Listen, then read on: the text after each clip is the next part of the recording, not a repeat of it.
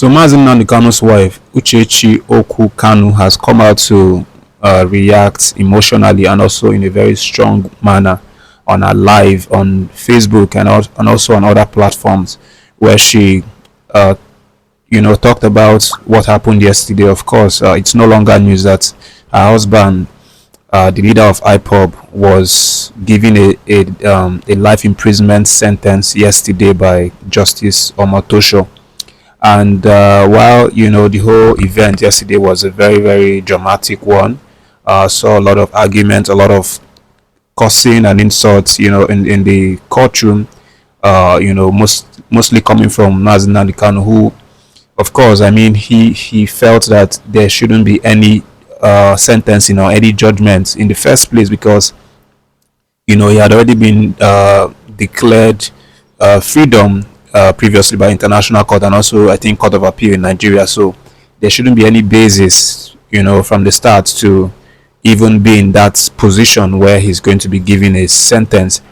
And I'm just going to post the video here where the wife reacted to the event, and also basically in summary of what she's saying is that the supporters and Igbo people should stay calm at this point, because this is a very, very delicate time, and that no one should react recourse to violence for the time being, because it's not, all hope is not done for our husband, because there are a lot of things that are still being done behind closed doors. Of course, we've also seen Mazi's counsel come out to say that they're going to appeal the case to a bigger authority and try to get justice.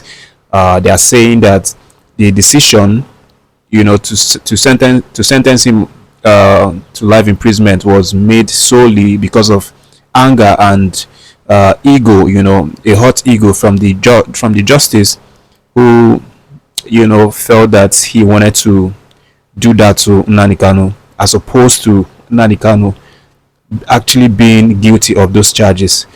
So that's part of the things that were said by the counsel of Nnamdi Kanu. But listen to the video and also let me know your take on it, and don't forget to, while you're here, leave a comment and also subscribe to the channel. Share the video, guys. Good evening, fellow Biafrans, lovers of freedom and truth, lovers of justice. I think the time now is 17 minutes past 8. It's been a long day for all of us. It's been a very, very long day. Annoying long day, not unexpected day, but a day that we knew that would come sometime, at some point. I just had to wait for Nnamdi Kim to go back into the house, because I haven't told him what happened. He's asked me about the court, and I said, "Is the usual nonsense going on?" And he said, "Okay."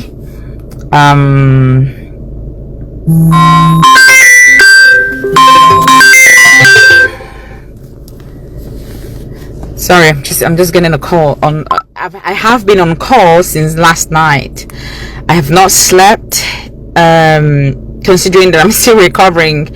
I have not slept, not one bit, and I have been on calls and meetings, and some people were calling me that they were on high blood pressure and things, and I thought to myself, what do you want me to do? What do you expect me to do? We have seen what transpired today in the court between Mazi Nnamdi Kanu and the kakistocratic. I have always called Nigerian government kakistocratic government of Nigeria. What happened today is not something unprecedented. It is something that we know that this is what they want to do, even though some people don't realize that, but this is something that has been planned, prepared a long time ago. Although at some point we would have averted or evaded this type of behavior in the past, but notwithstanding, God alone understands why it has to come this way or go this way. Mind you, this is not about some political misunderstanding or misconception happening anywhere. This is about Biafra. So if we understand what Biafra is and understand what it entails and understand the people behind Biafra, the unseen hands and the seen hands, then we will understand what this whole thing is about.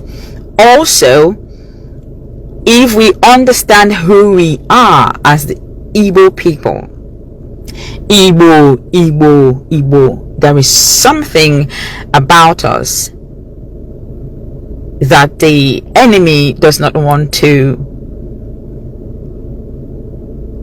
but we are very special. I keep saying that, and at some point God in his infinite mercy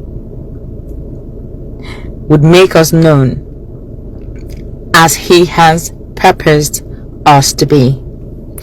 So I need to be fast so I can go back in. I'm in the car trying to make this quick video before going back in, because Nnamdi Kim will come out now. I don't want him to hear me.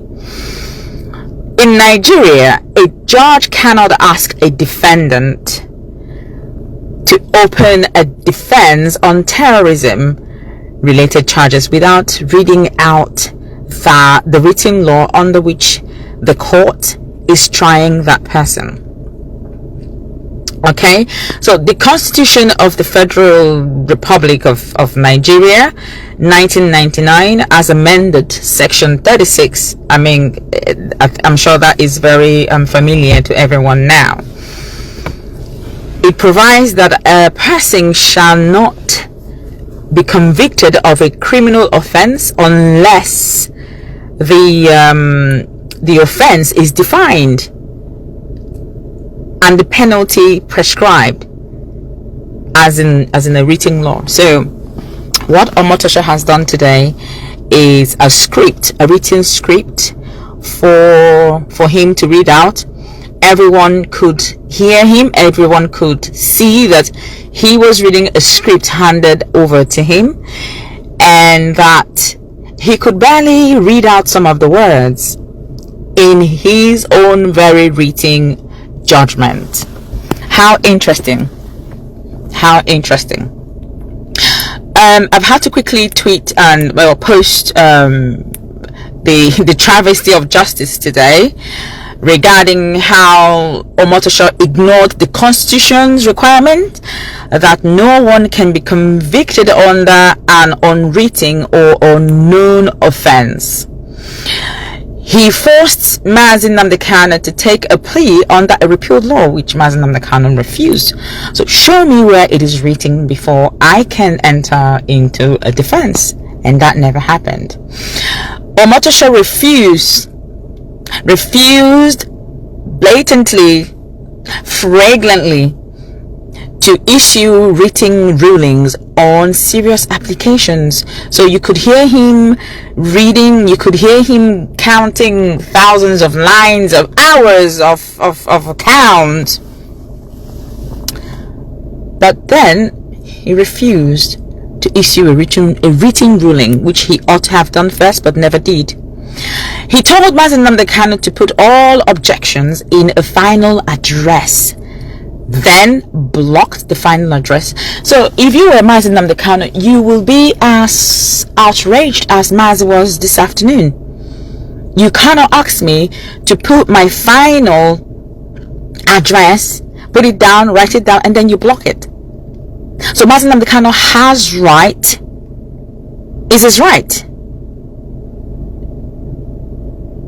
to put a final address down, to write it down. But Omotosho blocked that and decided to read out those nonsense he called count. And he refused to, first of all, decide whether he even had the power to try the case. We kept talking about jurisdiction. I have always talked about jurisdiction. Nigeria government has no right to try Mazi Nnamdi Kanu. He who comes to law must come with equity, or he who comes to equity must come with clean hands, rather. Excuse me. So it's also in the spirit. If I'm going somewhere to lay a complaint about someone, I ought not to have done something, rather lay a complaint first. So Nigerian government decided to take Mazi Nnamdi Kanu from Kenya, they kidnapped him, tortured him. After 8 days, they brought him to Nigeria, and then decide to try him under a repealed law, which we have refused. So a few gaps there where we should have stood on our discharge and acquitted and stood by it. Regardless, that would be revisited, and we are going to appeal. Of course, we are not going to sit down and fold our arms for Nigerian government to deliver something that they have planned, a verdict that they have written years before now. We won this case. They were not happy about it. They went to Supreme Court, even though the Supreme Court messed around with the whole judgment, but they did say to them, you are trying him on a wrong law, change it. Nigeria never changed it. Where is the treasonable felony gone? Where is the location of the crime? Where is the location of the crime? Did Omotosho mention it? No. One of the reasons I came on live is to point at just one single point, or one single loophole. Omotosho cannot give a verdict on an evidence that was not inclusive in the previous, or evidence tendered in court. Everyone keeps shouting, Mazi Nnamdi Kanu said, burn down this, kill the policemen. What were the policemen doing? Policemen were shooting protesters who were unarmed. But that aside, did any person come to court? Was there a witness in the court who came in to say, I committed this crime? Or was there a person that the police or the DSS or the Nigerian government brought into the court and said, this person committed this crime because Nnamdi Kanu incited them? None whatsoever. So in Omotosho's verdict, he was counting everything, and he counted about Mazi Nnamdi Kanu wanting the British embassy to be burnt down and Katrina Lang murdered. How on earth? How is that? So you see, when I say that the Nigerian government and all their nonsense is of kakistocratic nature, it is not a joke. It is not a joke. So with all the maxed people in the court who kept saying, I'm unaware, I don't know, this is where Nigerian government wants to go. This is where they want to go to. Or life imprisonment. He would have mentioned death sentence then. Why didn't he mention it? He should have said death sentence. The thing is, we're not here to make any noise, but to continue to tell our people that this is an orchestrated pattern. We know the hands behind this. The British government being brought into this very case in order to say, oh, Mazi Nnamdi Kanu is international, take this point, international terrorist. They are stupid. You know, this is the kind of person who would be in an examination hall. They would give him copied whatever, and he would copy both the person, his matriculation number, and the person who gave him a note to copy from. He would copy everything. So even though you can see that Omotosho was reading a script handed over to him just this morning or last night, he was just coming to court to read it out, not to analyze anything, not to actually pass judgment. It is right there before. They think Trump is not intelligent? Is that what they think? They think the American government is as aristocratic as they are? No. For them to rise and say that there is Christian genocide in Nigeria, it means that they have done their work. They have all the evidence. So these scripts, when someone gives you a script to read, you have to act the part. These people are so aristocratic, they cannot even act a script. Omotosho could barely read out the verdict. He didn't know the words. They were handed over to him, and he was reading something that was never ever mentioned in the court. You cannot pass a judgment based on excluded evidence. You cannot just by yourself put in something that you feel you need to add to pass judgment on an innocent man. Nnamdi Kanu is not a terrorist. There are terrorists running around in Omotosho's village. Is it Eruka? They recently attacked location by ISWAP. We have one of our brothers who was just murdered 2 days ago by the same ISWAP. How many of them have they convicted? None whatsoever. None. But it is Nnamdi Kanu. This is right before his eyes. They're running around. You can't. When he said to you, you cannot, because you have no evidence of, no shred, or no proof, no shred at all. Excuse me. I'm just too tired. There's no shred of evidence, no shred of proof. So this is a written script.